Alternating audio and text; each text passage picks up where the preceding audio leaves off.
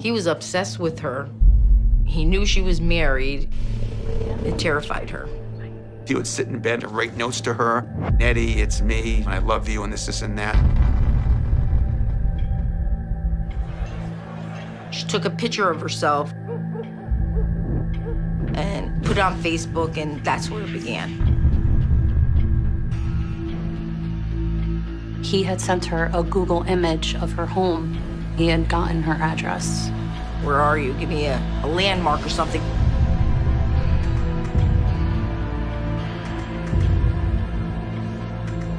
And he said to her, like 9/11, your time is ticking. I was just going as fast as I could.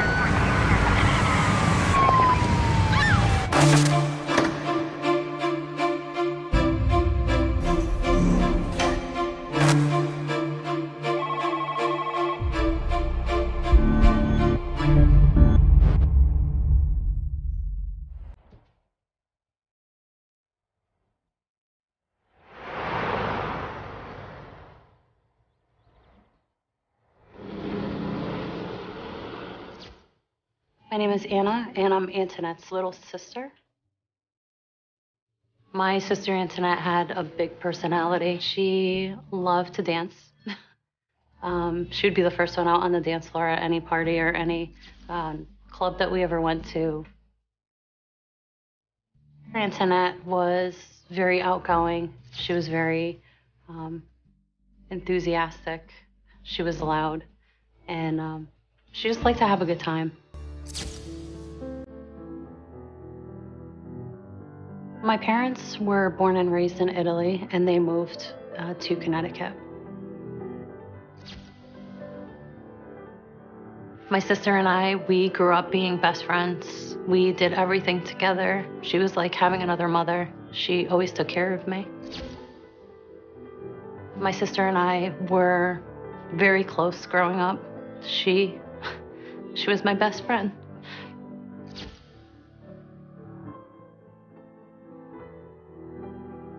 My name is Maria Senecola, and Antoinette Venditti Bruce is my best friend.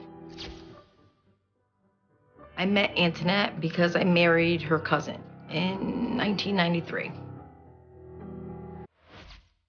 Antoinette was loud, sincere, life of the party. You knew when she entered the room with that big smile of hers. Whenever she had something to say, she would say it, regardless of anything. We go to the clubs, we would dance, cause a little trouble, then go eat for breakfast and then go home. Fun every time.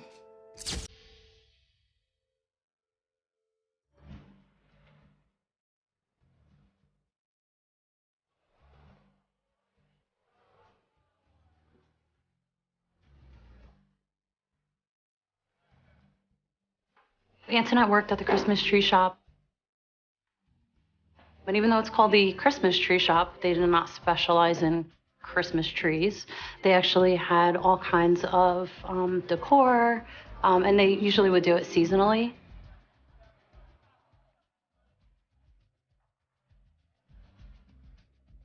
Antoinette's role at the Christmas tree shop was backroom manager, taking the shipments, opening them, sorting through them, and she would also set up displays on the floor. She was the assistant supervisor, but she mostly packed the shelves, you know, whatever came in through the trucks, stuff like that. Antoinette enjoyed her job at the Christmas tree shop because, you know, she just liked seeing all the new product that was coming in, and it was fun for her to be creative and for them to allow her to put out displays however she'd like.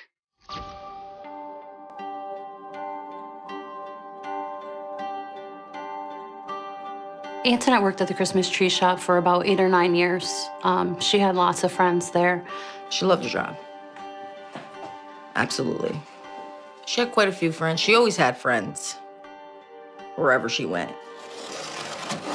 They loved her. Her personality was big and it was contagious, so people wanted to be friends with her, and she made many friends while she worked there.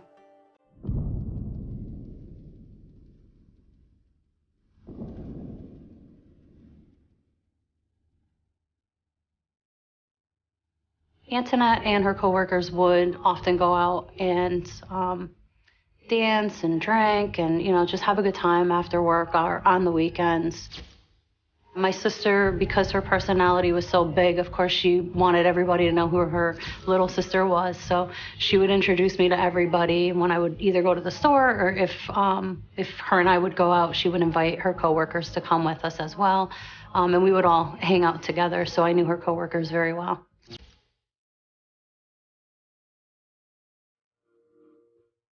Antoinette and Chris met in 2003. She had met him at a couple different locations until eventually he asked her for her phone number. And then they were married in 2008.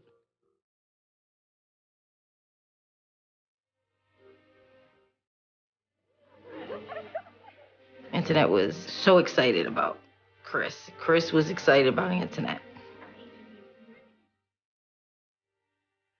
She was just so excited to be getting married.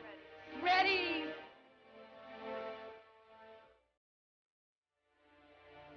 You may now kiss the bride.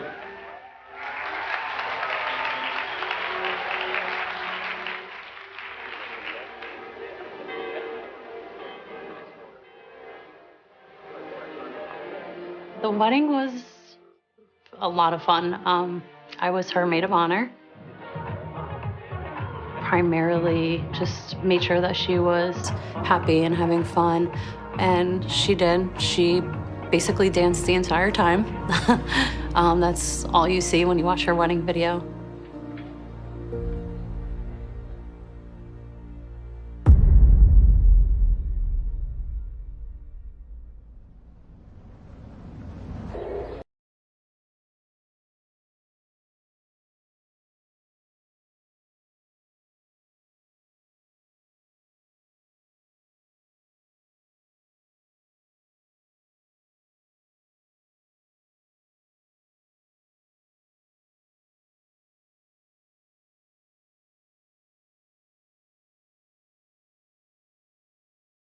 I had gone to the Christmas tree shop one day, and my sister wanted to introduce Zach to me, so I went in the back room, and that's when I met him for the very first time. That was in about 2009. I just thought he was a normal guy, quiet, shy, just didn't really think anything much about him. Big guy.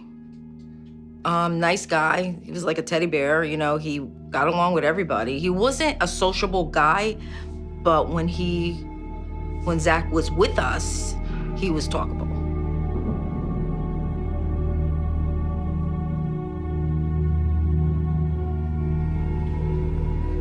She told me that Zach was, always up her butt. She just didn't feel correct with it, but I wasn't there to put my answer to it, but I said, then put a stop to it before it gets worse. I think Zach would make her feel uncomfortable without knowing that he was even doing it.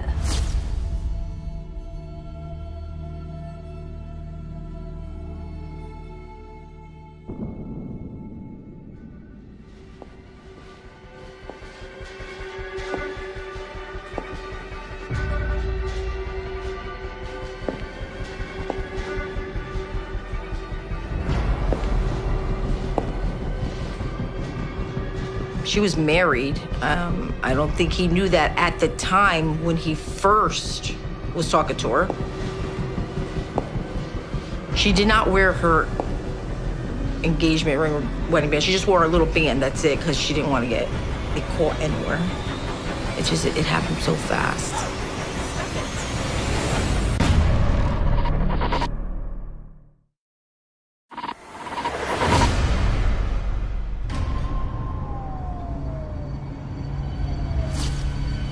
She was married.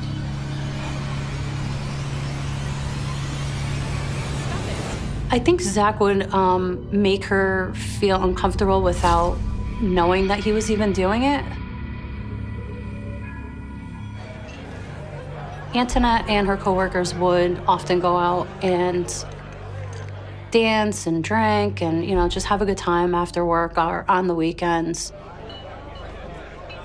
I think he would just, at first it was just joking, like in a coworker way.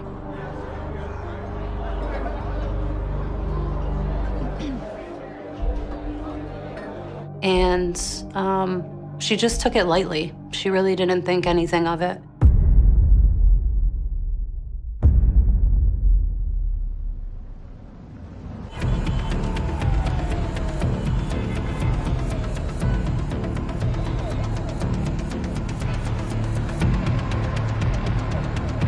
For my 30th birthday, I wanted to go to Vegas.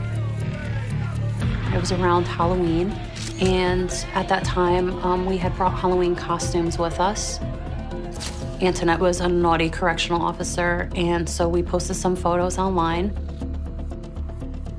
She took a picture of herself, because we were all dressed up for Halloween, and put it on Facebook, and that's where it began.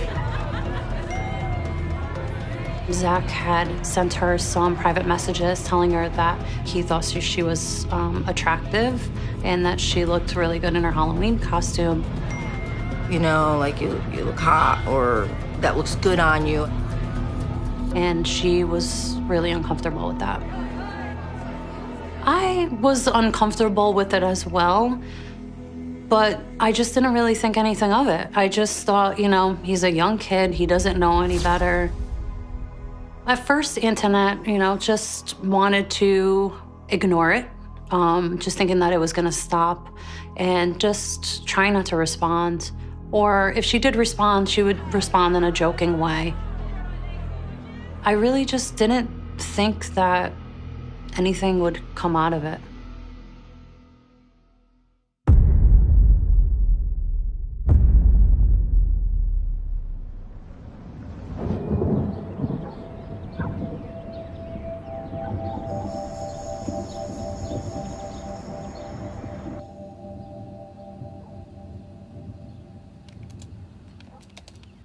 I think he became obsessed with Antoinette right around Halloween time, when we got back from Vegas. That's when it escalated. He would message her more often, just making things even more uncomfortable. One time she told me that he had sent her a Google image of her home. And at that point she was really worried because she just didn't even know how he had gotten her address.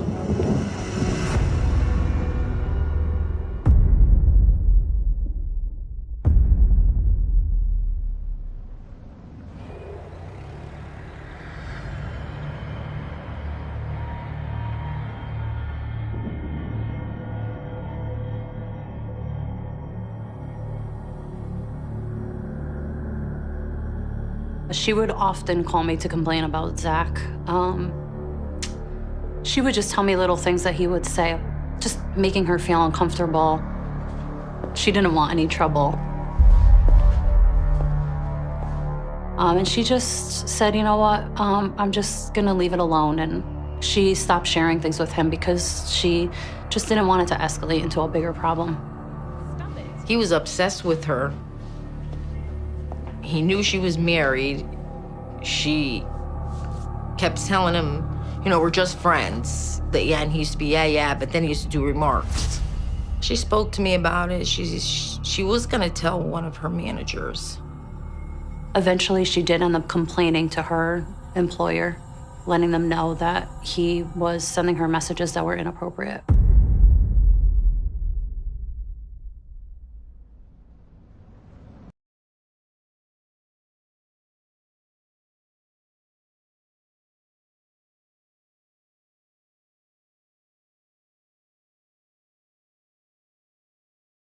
He's been working there for a long time, Antoinette always gives somebody a chance. She just tried to help him out. Antoinette had called me. She had gone to work that day, and Zach was in with HR. They were talking to him. Well, you know, when you work in a retail store, there's damage to some furniture or anything, you have to write that up before you trash it.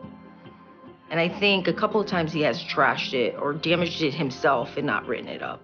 Christmas Tree Shop fired Zach. He was getting fired because he was stealing merchandise, possibly throwing it away in a dumpster. And they had caught him on camera. I know that he thinks that it was her, but it wasn't, because he just thought she would do that to him. They did not follow him out once they fired him, because I was talking to her on the phone. He followed her to the bathroom. I know that, and he tried to grab her. I heard him swearing at her. I heard her crying. And he went up to her and he said, like 9/11, you're... I knew that was gonna happen. So he went up to her and he said to her, like 9/11, your time is ticking. She was just crying. She didn't know what that meant. After Zach had gotten fired, she was still sort of nervous about him. I think in the back of her mind, she always just had a weird sense about him, and she just didn't trust his personality. She was gonna go to the cops. She wanted to get a restraining order, but I don't believe she ever followed through on that. I think that she felt that once he was fired, it was over.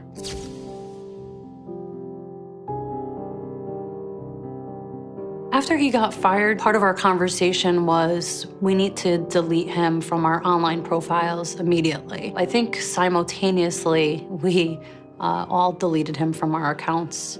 At that point, we thought he was gone from our social media.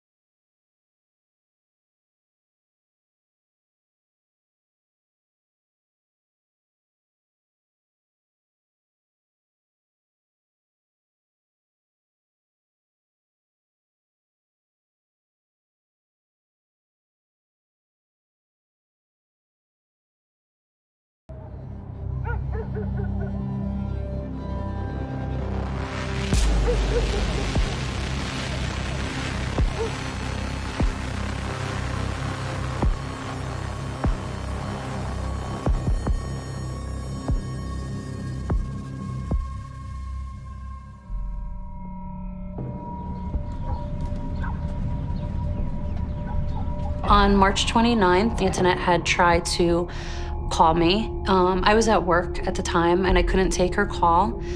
So I just sent her a text message back, just letting her know that I wasn't able to talk and that we would talk later on that day.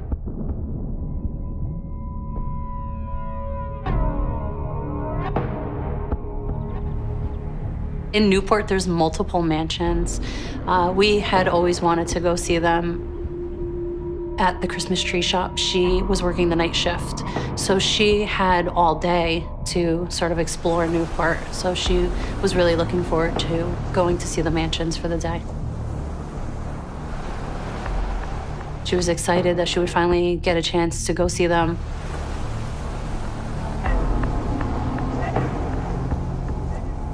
About a couple hours later, she sent me a text message with some pictures of one of the mansions that she had gone to. It was pretty empty there because it was off season, but she had at least gotten to see the one, so she was happy about that.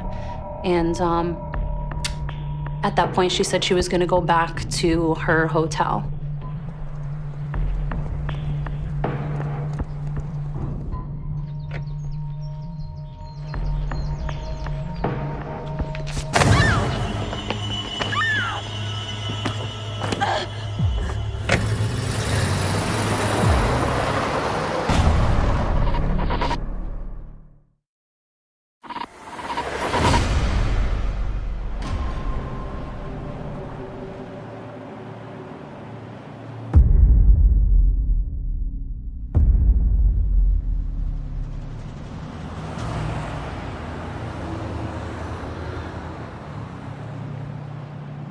My name is Walter May. I'm a retired Middletown police detective. Middletown is on Aquinic Island. So as far as all the crime around here, it's very, very low in comparison to the rest of Rhode Island and the majority of the country.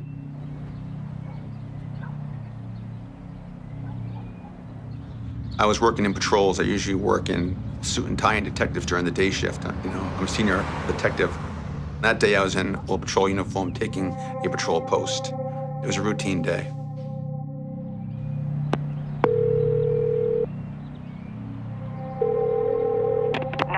What's the nature of your emergency?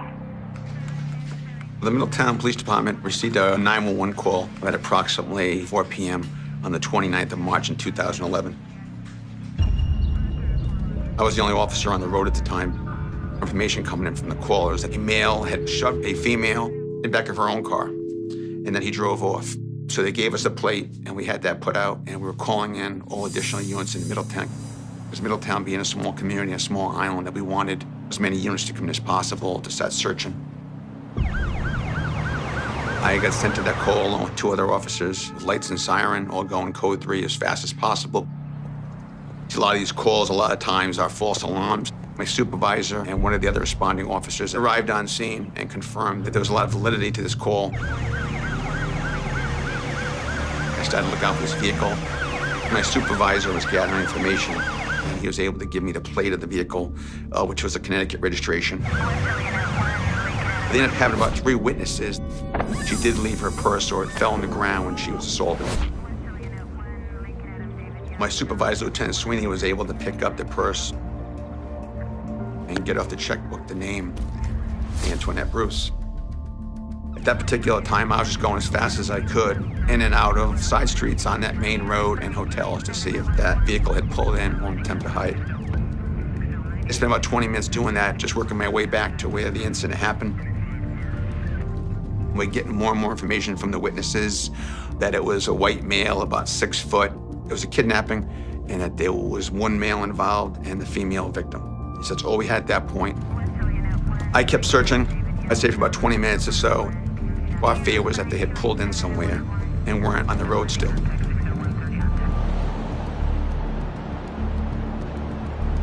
I decided on my own to start checking all down by the beaches in Middletown, which is the opposite direction. Only just thinking that if someone was gonna go to all hide and get away from all the police, then, all more remote. I went I'd say about 5 miles, all checking hotels and heading down towards the beach area.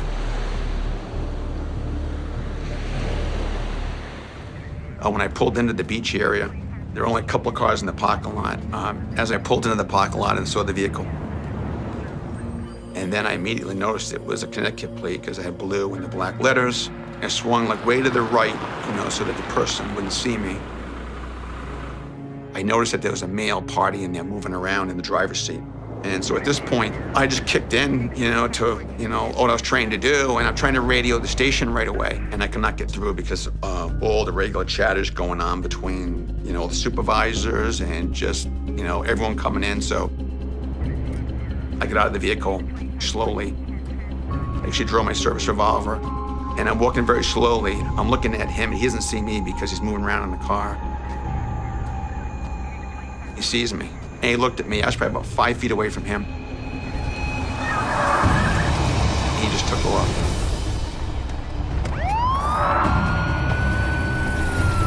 I ran back into the cruiser and I grabbed the radio. At the same time, I take off as fast as I can out of that parking lot. You know, I got the lights and sirens going, and I didn't want to lose him.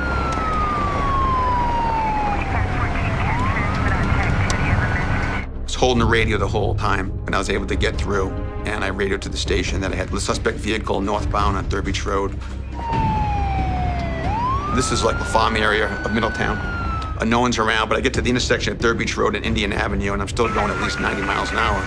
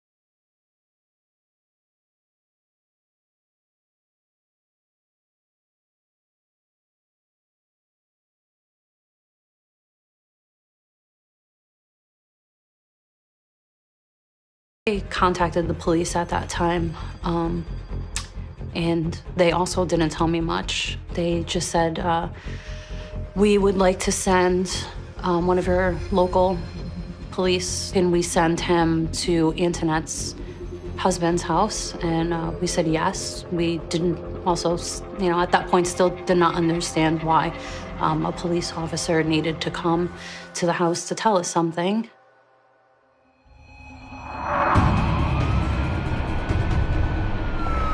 I was able to catch up, I would say, within a matter of about 10 seconds and keep him in view as he traveled north, all along the beach, on this small little road.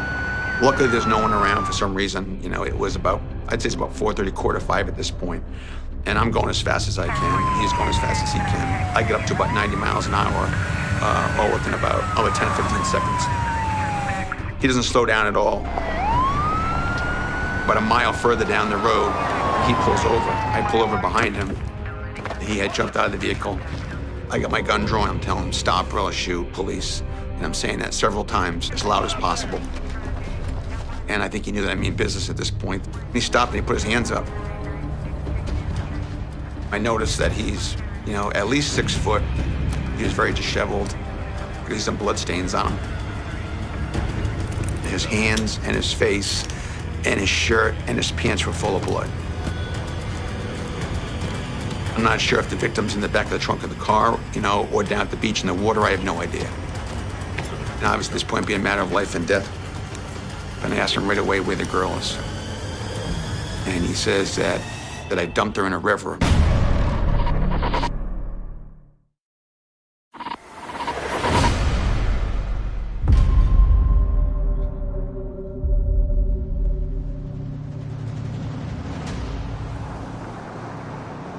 All this area is all surrounded all by ponds and waters and the ocean down there, so I'm not sure where he means. And so I radio over the radio that he dumped her in the river, and I start dragging him, or just as fast as possible, just guiding him down to the street. Watch your head. As I'm opening the back door of his cruiser, I'm telling him that he dumped her body somewhere. He's gonna show you where. And I put him in the back of the car as fast as possible, and I just say, go, go, go, go, go. I'd say about 5 or 10 minutes goes by, and Lieutenant Sweeney says that he's finally found the spot. He radios that he's found the body, and it was all covered over in the moat. Lieutenant Sweeney actually turned over this body, and they tried to revive her, and they realized that she wasn't going to make it.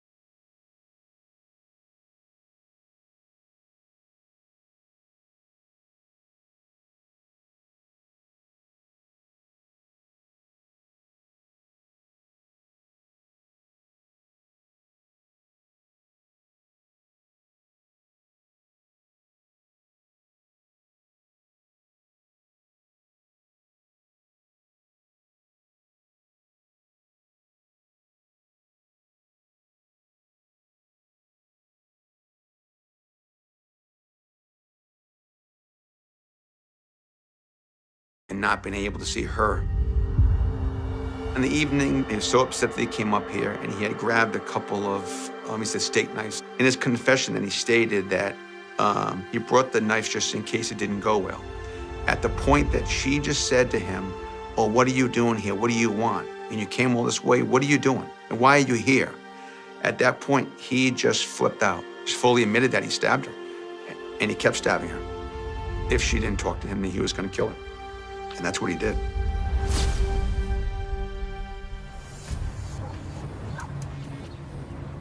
And we went over the trailer, no one was there, so we had to kick in the door with the Milford Police Department. We seized a couple of old computers. We also went into the kitchen, and we took a lot of pictures of all the knives because they were the identical knives that he had brought up with him. We found some different, like, also weird, like, disturbing, like, notes. So I don't know if he would sit in bed and, like, write notes to her, and he would say, Nettie, it's me, you know, or Zachary, and, you know, and I love you, and this, and that.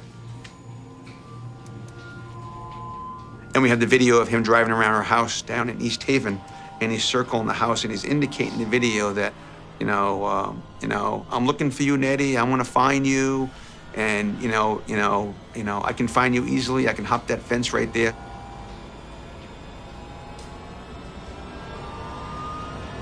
And so I think he had a huge infatuation for her. And he was driving by her house, and he was actually videoing himself.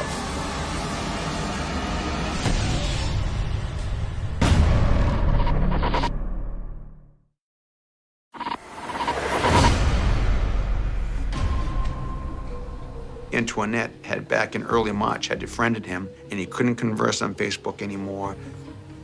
I noticed the name always talking to Antoinette on Facebook, Nick Palermo. And I was trying to figure out who that was.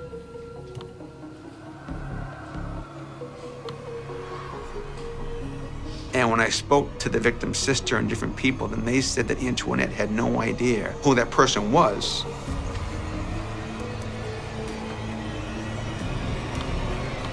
Confirmed later on that this guy, Nick Palermo, was Zachary LaPalooza.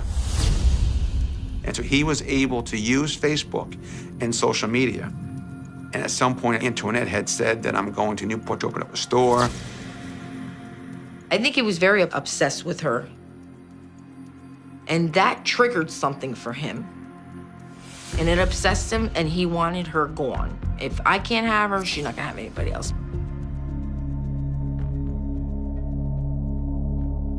My parents were struggling with the news, and they were very close with my sister. I was dealing with lawyers, officers. My phone was just nonstop with calls that I would have never imagined I would have to answer. Her funeral was probably the worst day of my life. I not only had to worry about my own mental health, but to be strong for my mom, my dad, who were struggling. I had to be the one that kept everything together. So I didn't really get a chance to grieve much. Once we got to the cemetery, and it was time to leave, I just broke down, and I just didn't want to leave her. It was just really hard. I had an 18-month-old, so I still had to be a mom every single day. And I didn't want him to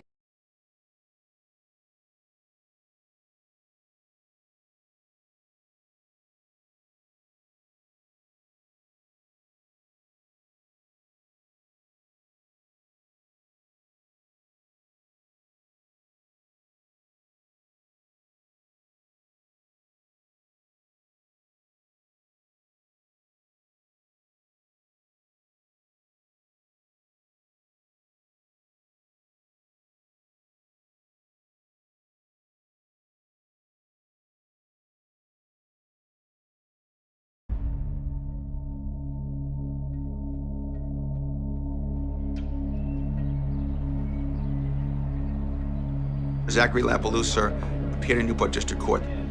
At each court appearance, he'd be shackled and come in, and he would just raise his eye to me. There was no remorse. No remorse at all. At all. I think that's what killed us the most.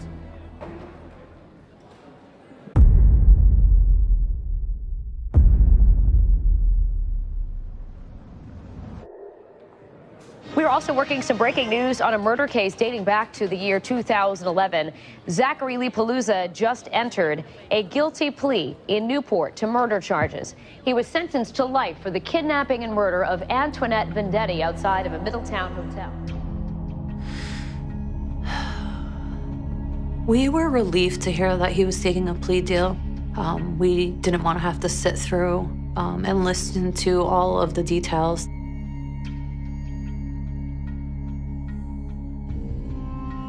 Antoinette Vendetti Bruce has died. The most gut-wrenching words I have ever heard come out of anyone's mouth. And that's when the world that I knew for 30 years came crashing down upon me.